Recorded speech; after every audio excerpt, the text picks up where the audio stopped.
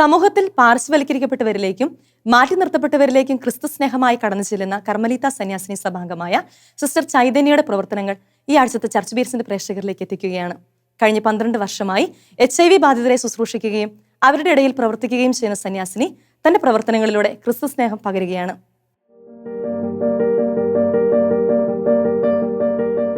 കർമ്മലീത്ത സന്യാസിനി സമൂഹത്തിന്റെ ഇടുക്കി പ്രൊവിൻസ് അംഗമാണ് സിസ്റ്റർ ചൈതന്യ. സ്കൂളിൽ പഠിക്കുന്ന 2 കുട്ടികളുടെ മാതാപിതാക്കൾക്ക് HIV പോസിറ്റീവ് ആണെന്ന് അറിഞ്ഞതിനെ തുടർന്ന് ആ കുട്ടികളെ സ്കൂളിൽ നിന്ന് പുറത്താക്കിയെന്ന വാർത്ത പത്രങ്ങളിലൂടെ അറിഞ്ഞ അന്നു മുതലാണ് HIV ബാധിതരായ കുട്ടികൾക്ക് വേണ്ടി പ്രവർത്തിക്കണമെന്ന ആഗ്രഹം സിസ്റ്ററിന്റെ ഉള്ളിൽ ജനിക്കുന്നത്. ഞാൻ 2001 സ്കൂളിലേക്ക് MSc BEd കഴിഞ്ഞ് സ്കൂളിലേക്ക് കയറിയത്. അപ്പോൾ ആ നാളുകളിൽ ഫോണില്ല, നമുക്കാകെ ഒരു പേപ്പർ മാത്രം കിട്ടുന്ന ഒരു കാലഘട്ടം. HIV ബാധിതരായ ബെൻസി എന്ന് പറയുന്ന 2 കുട്ടികളുടെ അപ്പം മരിക്കുകയും അവരെ സ്കൂളിൽ നിന്നും പുറത്താക്കുകയും ചെയ്തു എന്ന് പറയുന്ന ഒരിത്. ചെറുപ്പം മുതലേ എൻ്റെ മമ്മി ഭയങ്കര പാവങ്ങളെ സ്നേഹിക്കുന്ന ഒരാളായിരുന്നു. ഒത്തിരി മമ്മി ഞങ്ങൾക്കൊരു 2 ഡ്രസ്സ് മേടിച്ചാൽ മമ്മി ഒരെണ്ണം ആർക്കെങ്കിലും കൊടുത്ത്, അതൊക്കെ ഒരു എൻ്റെ മനസ്സിൽ ഭയങ്കരമായിട്ടുള്ളൊരു.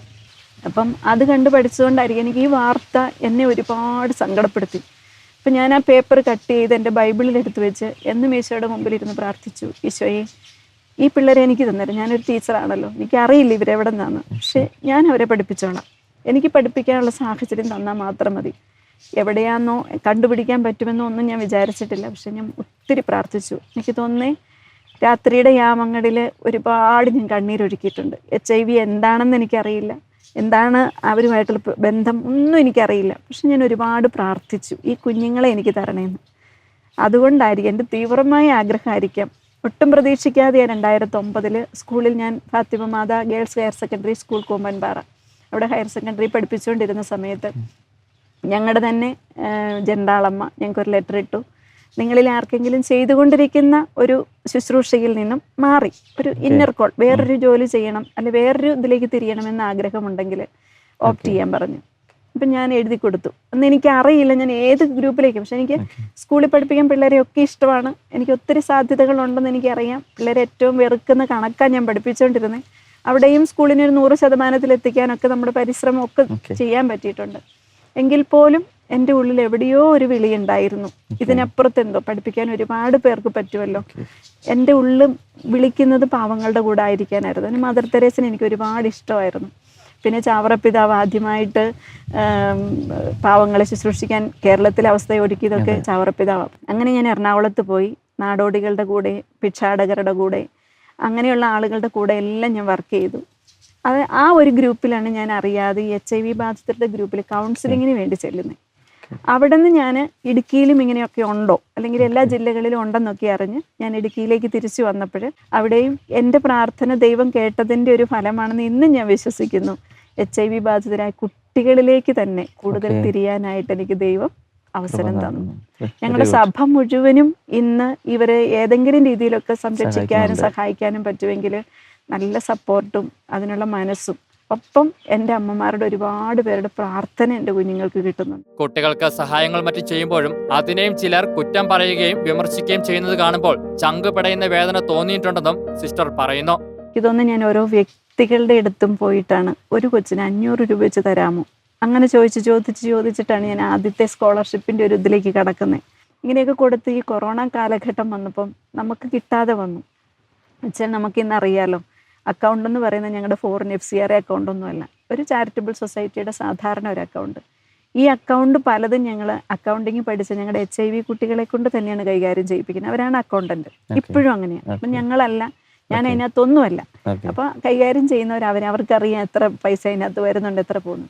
പക്ഷേ ഈ ഞങ്ങൾ കൂട്ടാതായപ്പം കുട്ടികൾ തന്നെ ചിലർ എന്നോട് വിളിച്ചിട്ട് പറഞ്ഞു, അമ്മേ അവരുടെ അമ്മമാർ, പിള്ളേരല്ല കേട്ടോ, പിള്ളേരുടെ അമ്മമാർ ആരൊക്കെയോ പറഞ്ഞു എന്ന്. അവർ ഞങ്ങളുടെയൊക്കെ ഫോട്ടോ ഇഷ്ടംപോലെ കയ്യിലിരിപ്പുണ്ടല്ലോ, അതൊക്കെ മറ്റുള്ളവരെ കാണിച്ച് ഇഷ്ടംപോലെ ഫണ്ട് വരുത്തുന്നുണ്ട്, ഈ ഫണ്ട് ഞങ്ങളുടെ കയ്യിലേക്ക് വരുന്നില്ല, അപ്പം ഇവർ ഉണ്ടാക്കുവാണെന്ന് അങ്ങനെ ഒരു വാക്ക് പറഞ്ഞത് ശരിക്കും എന്നെ ഒത്തിരി വേദനിപ്പിച്ചിട്ടുണ്ട്. കാരണം എത്രയോ പേർക്ക് വീട് വയ്ക്കാനുള്ള സാഹചര്യങ്ങൾക്ക് എവിടെന്നെങ്കിലും സത്യമായിട്ട് ഞാൻ തെണ്ടി മേടിച്ച പൈസയൊക്കെ കൊടുത്തിട്ടുണ്ട്.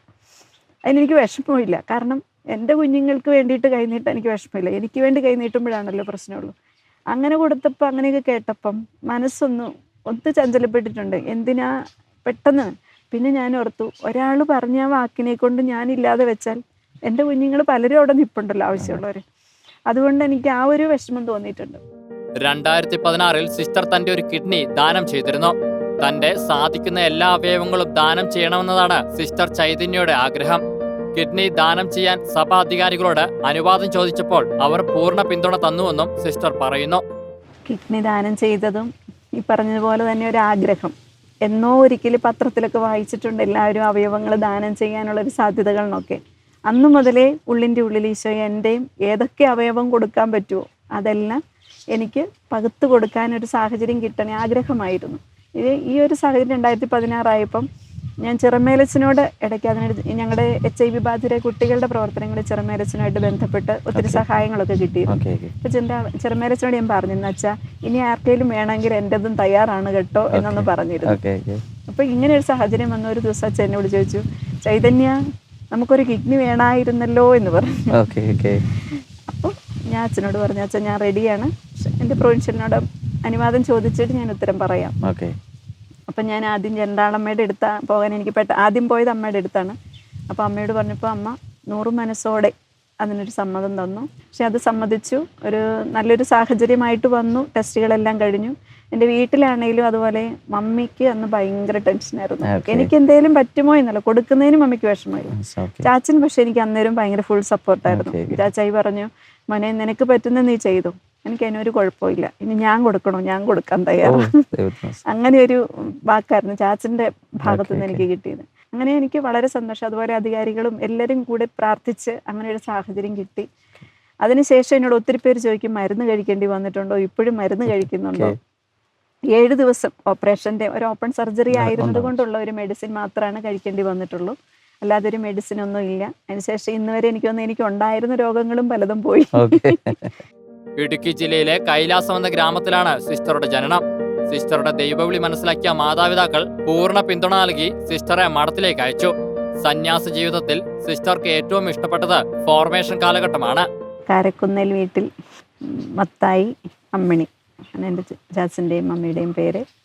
പിന്നെ ഞങ്ങൾ 4 പെൺകുട്ടികളാണ്. 2 പേര് കർത്താവിനും 2 പേര് ഭർത്താവിനുമായിട്ട് ചെയ്യുന്നു. ഞങ്ങളുടെ മമ്മി 1 വർഷം മുമ്പ് മരിച്ചുപോയി. പെട്ടെന്നുള്ളൊരു മരണമായിരുന്നു. അത് ഞങ്ങളുടെ ഒരു വല്ലാത്തൊരു വേദനിപ്പിക്കുന്ന ഒരു അവസ്ഥയാണ് ഇന്ന്. പിന്നെ വീട്ടിലെ ഒരു സാഹചര്യം എന്നൊക്കെ പറഞ്ഞാൽ മമ്മിയുടെ ഭാഗത്തു നിന്ന് കിട്ടിയ ഒരു അലിവും സ്നേഹവും കരുണയും അത് ഭയങ്കര വലുതാണ്.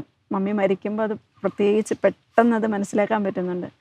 കാരണം മമ്മി മരിച്ച സ്ഥലത്ത് ഞങ്ങൾ പോയി നിന്നപ്പോഴും പല വ്യക്തികളും കരഞ്ഞത്. ഞങ്ങളുടെ അടുത്തുള്ള വീട്ടിൽ താമസിച്ചിരുന്ന ഒരു ചേട്ടൻ ഷെയർ ചെയ്തു, എനിക്ക് ചോറില്ല എന്നൊക്കെ എൻ്റെ വീട്ടിൽ അത്താഴപ്പട്ടിണി നടന്നിട്ടുണ്ടോ അപ്പോഴൊക്കെ മമ്മി ആ നാടിൻ്റെ മമ്മിയായിരുന്നു. അപ്പം എനിക്ക് ചോറ് മമ്മി മുകളിൽ, ഞങ്ങളുടെ വീട് ഒരു കുന്നിൻ്റെ മുകളിലായിരുന്നു അന്ന്, മമ്മി അവിടെ നിന്ന് ചോറ് ഇറക്കിക്കൊണ്ട് കൊടുക്കുമായിരുന്നു എന്ന് പറഞ്ഞു. പിന്നെ ഞാൻ PDCക്ക് പാവനാത്മ കോളേജിൽ പഠിച്ചുകൊണ്ടിരുന്ന ഒരു സമയത്ത് അത്യാവശ്യം രാഷ്ട്രീയത്തിലൊക്കെ പ്രവർത്തിച്ചിരുന്ന ഒരാളാണ്. ഐക്കഫിൻ്റെ ധ്യാനം ഒരു 5 ദിവസത്തെ അതെൻ്റെ ജീവിതത്തെ മാറ്റിമറിച്ചു. ഈശോ ആരാണെന്നറിയാനും ഈശോയുടെ സ്നേഹം എന്താണെന്നറിയാൻ അന്ന് ഒരു തീരുമാനം എടുത്തു. എൻ്റെ ലൈഫ് സന്യാസത്തിൽ എനിക്ക് ഏറ്റവും കൂടുതൽ ഇഷ്ടപ്പെട്ടായിരുന്നു എൻ്റെ ഫോർമേഷൻ കാലഘട്ടം. ഭയങ്കര സന്തോഷം. ഞങ്ങളുടെ 24 പേരുണ്ടായിരുന്നു ബാച്ചിൽ, ഉടുപ്പിട്ട സിസ്റ്റേഴ്സ്. ഇന്ന് ഒത്തിരി കൗൺസിലിംഗ് ഫീൽഡിലൊക്കെ ഇരിക്കുമ്പം ഞാൻ ഈശോയോട് ഓരോ ദിവസം പറയാറുണ്ട്, ഈശോയെ ഈ ഒരു സന്യാസ ജീവിതത്തിലേക്കുള്ള വിളി നൽകിയതിന് ഈശോയ്ക്ക് 1000 സ്തുതി എന്ന് ഞാൻ പറയാറുണ്ട്. ഓരോ ദിവസവും എനിക്ക് ഭയങ്കരമായിട്ട്, കാരണം അഡ്ജസ്റ്റ്മെന്റ് വരുന്ന, അത് അഡ്ജസ്റ്റ് ചെയ്യാൻ പറ്റില്ലാഞ്ഞിട്ടല്ല, എങ്കിലും ഈ വിളിക്ക് ഒരു കുറേയും കൂടെ മഹത്വമുണ്ട്. ഒത്തിരി പേർക്ക്, നമ്മുടെ അടുത്ത് ഒത്തിരി പേർക്ക് തുറന്നു പറയാനും ഒത്തിരി പേർക്ക് വേണ്ടി ചെയ്യാനും നമ്മുടെ ജീവിതങ്ങൾ മാറ്റിവെക്കാൻ പറ്റുന്നല്ലോ എന്നുള്ളൊരു സന്തോഷം. ജീവിതം ഒരു സുവിശേഷമാക്കി HIV ബാധിതർക്ക് വേണ്ടി തന്റെ ജീവിതം മാറ്റിവെച്ച സിസ്റ്റർ ചൈതന്യയുടെ പ്രവർത്തനങ്ങൾക്ക് പ്രാർത്ഥനയും പിന്തുണയും നൽകി പ്രൊവിൻഷ്യൽ സുപ്പീരിയറും സഭാധികാരികളും ഒപ്പമുണ്ട്.